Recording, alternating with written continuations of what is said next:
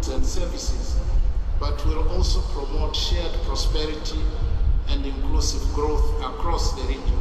Internal consultations aiming at aligning this project with national priorities and other bilateral and regional commitments. In closing, to be honest, I'd probably be falling asleep too. I mean, sitting through those long-winded speeches that use so many words but say so little. But regardless, when Biden is awake, apparently he's considering a new slew of pardons.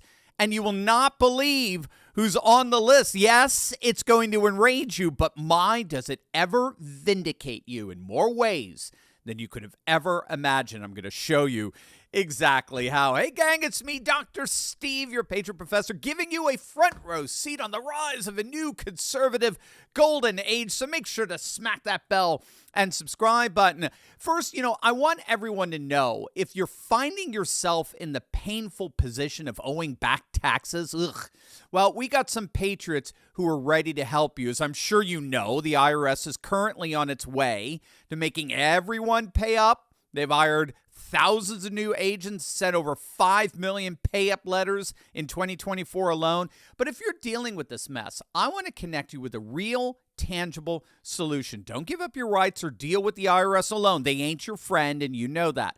Let Tax Network USA, a trusted tax relief firm, save you the time and money you deserve to keep. They've saved Americans, get this, they've saved Americans over $1 billion. Yes, that's billion with a B in back taxes, and have the skills needed to secure you the best possible deal. So from a few $1,000s to 10 million, business to personal taxes, let Tax Network USA restore your good standing so you can strengthen your financial foundation. When your situation is secured, you become the pillar of strength our nation needs. So click on that link below at tnusa.com/Turley.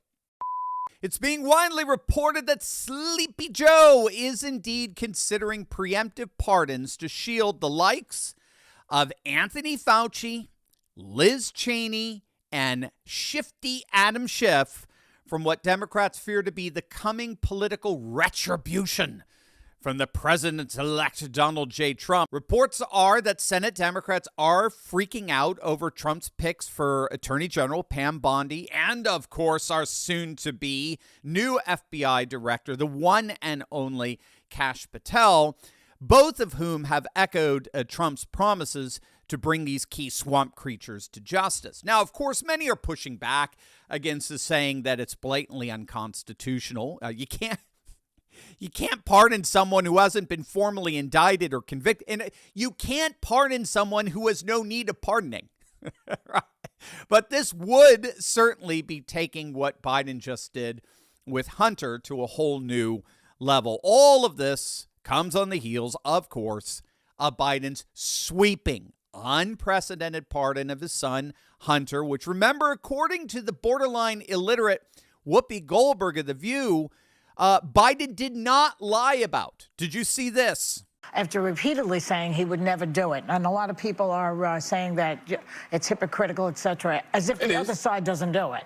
But what's your reaction to it? I mean, I think all of the criticism is valid because, Democrats stand on this moral high ground all the time. And, they act so self-righteous. The reality is he didn't have to say anything in regards to, whether or not, his son wanted to be pardoned. He could have said, hey, man, I'm not focused on that right now. But since they were calling Trump a threat to democracy and they were saying that, nobody's above the law, but they were speaking about him, that's what they were running on. So when he kept saying things like, nobody's above the law, I respect, the jury's decision in regards to my son, he didn't believe that. But he didn't have to volunteer that lie to begin with. I'm going to stop you for a second. Uh-oh. Only because you don't know that it was a lie. We don't know why he changed You really think he just changed his mind over Thanksgiving weekend all of a sudden? No, I'm going to tell you what I think. Okay. Yeah. I think he changed his mind because he got sick of watching everybody else get over. And this is just my feeling, because at some point you get to the place where you just go, So I'm just going to follow the straight and narrow always, because that's what's expected of Democrats. But that's their fault. They're the ones that go out. They're the ones that go out there and they stand on this moral high ground. Listen, they don't have to do that. I'm a Democrat. Tell me what the moral high ground is. The moral high ground is nobody's above the law. I respect what the jurors are saying. He don't have to do that. So, according to the world of Whoopi, the warped world of Whoopi, Biden repeatedly saying over and over and over again publicly, on camera, on tape, even through his own personal White House press secretary, that he would under no circumstances ever even think of pardoning Hunter. All of that was not a lie. And it wasn't a lie because Biden was sick and tired of watching everyone else get away with being unethical and immoral. I mean, it reminds me of the Bucks County, Pennsylvania election official, right, who stated that she argued that they could count illegal ballots in the recount on behalf of the Democrat loser Bob Kennedy. She openly justified that by saying, well, nobody obeys the law anymore, so why should I? We're just going to go ahead and count these ballots that our own Supreme Court ruled were illegal because, nobody else follows the law anymore. Well, regardless, Hunter, as you know, was pardoned of all crimes he may have committed between the dates of January 1st of 2014 to December 1st of 2024. Isn't that interesting? He's being pardoned for crimes he may have committed. We don't know if he actually committed any crimes, but we are absolutely certain of the day he may have committed them. Interestingly, 2014 was the year of the Maidan Revolution in Ukraine, a U.S. State Department-initiated coup of a duly elected president that led directly to the crisis that we're facing today, bringing us to the brink of nuclear war. And it was also the year that Hunter got his seat on the board of Burisma, the corrupt Ukrainian energy company that paid Hunter tens of thousands of dollars a month for access to his father. No, I'm sorry. I'm being cynical. It's, of course, for Hunter's expertise that he has in running an energy company. But, of course, this begs the question. Where on earth would you set the date for someone so seemingly and patently corrupt as Anthony Fauci? I mean, maybe I should say, when on earth would you set the date? I mean, we've had a number of whistleblowers who shared more COVID origins emails that an advisor to Fauci actually concealed on a private account. And these emails corroborate a report by the Wall Street Journal several months back that found that the National Institutes of Health, under the directorship of Fauci, actually funded the Wuhan lab's research through an organization known as the Eco Health Alliance to the tune of $3.7 million. And not only that, but that funding appears to involve creating new coronaviruses in the lab. Gain-of-function research in a Wuhan lab creating new coronaviruses funded by Fauci's department. And then during COVID, he did everything he possibly could to keep a lid on it, especially in light of how much money was being made by Big Pharma in all of this. So, I mean, when would you even begin with Fauci? Or how about Liz Cheney? Freaking Liz. A supposed savior of democracy, according to Democrats. We now know, thanks to a newly released transcript of testimony, that Cheney and the J6 committee covered up the fact. They deliberately covered up the fact that President Trump did indeed request upwards of 10,000 National Guard troops to maintain order and peace on J6. And on top of that, we now have video showing Pelosi privately admitting that she and Democratic leadership were the ones responsible for the security failure on January 6th. We have responsibility, Terry.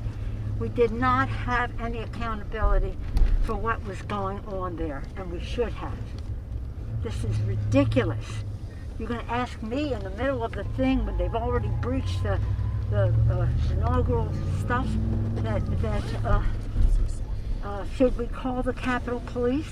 I mean, the National Guard? Why weren't the National Guard there to begin with? They thought that they had sufficient That resources. is not a question of how they had been. They don't know.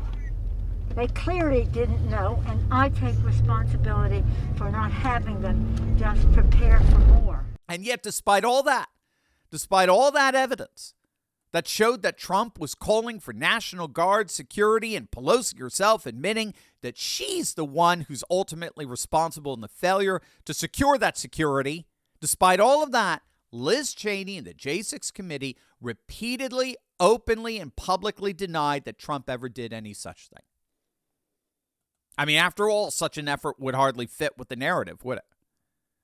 It would be a rather curious attempt at an insurrection if Trump were suggesting the use of thousands of troops to prevent any such insurrection. We now know as well that Liz Cheney was in secret communications with their star witness, Cassidy Hutchinson. We actually have the text messages shared between Cheney and Hutchinson where Cheney coached her on what to say before her testimony. And these communications bypass Hutchinson's lawyers. In other words, they were supposed to be solely between Cheney and the star witness of the J6 committee. It does not get more crooked than that. That is the very definition of witness tampering. But it's all par for the course for that ridiculous kangaroo committee. Or how about Adam Schiff? How about Schiff? Schiff was censured several months back for his years-long dissemination of Russia collusion lies and misinformation. The original resolution accused Schiff of knowingly and deliberately promoting a false narrative that Trump colluded with Russia to steal the 2016 presidential election. Keep in mind, he went on to get 7 million more votes in 2020, and he went on to get even more votes, millions more votes, in 2024. And yet it was Adam Schiff, among other Democrats, who were trying to convince us that the only way Trump could have ever have won a presidential election is if it was stolen through collusion with Vladimir Putin. Here's a sample of Schiff's shit show that he attempted to defraud the American people with.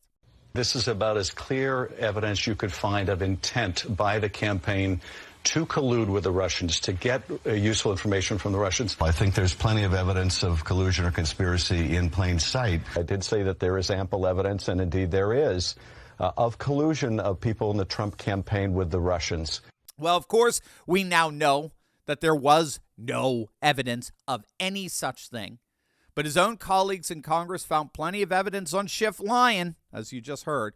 Well, as a result of the censure passage, Schiff is now going to be placed formally under investigation for his antics in the Russian collusion hoax. And an Attorney General Pam Bondi and FBI Director Kash Patel will be intent on bringing this serial liar to justice. So we'll see if Biden can actually go so far as to preemptively pardon anyone. Again, many are claiming that that's just blatantly unconstitutional. It wouldn't stand judicial scrutiny or review. But regardless, a preemptive pardon is as close to an admission of wrongdoing that we're going to get from this corrupt establishment. Very similar to the precise dates that bookended Hunter's pardon. It's a not so subtle admission that they know exactly what they would be investigated and indicted for. They know. And more importantly, we know. You know. You've been completely vindicated in all of this. The very fact that they're even contemplating preemptive pardons completely vindicates what we've all discussed here and believed and reported on for the last 4 years. The establishment is corrupt to the core. And the vital part of that corruption is their supposed immunity from accountability. That's what makes being part of the establishment so beneficial. They're immune from the very accountability they demand of us, or President Trump, or the MAGA movement as a whole. The beauty in all of this is that you made November 5th happen. You voted for President Trump. You voted for the MAGA movement and its agenda. And you have voted for accountability.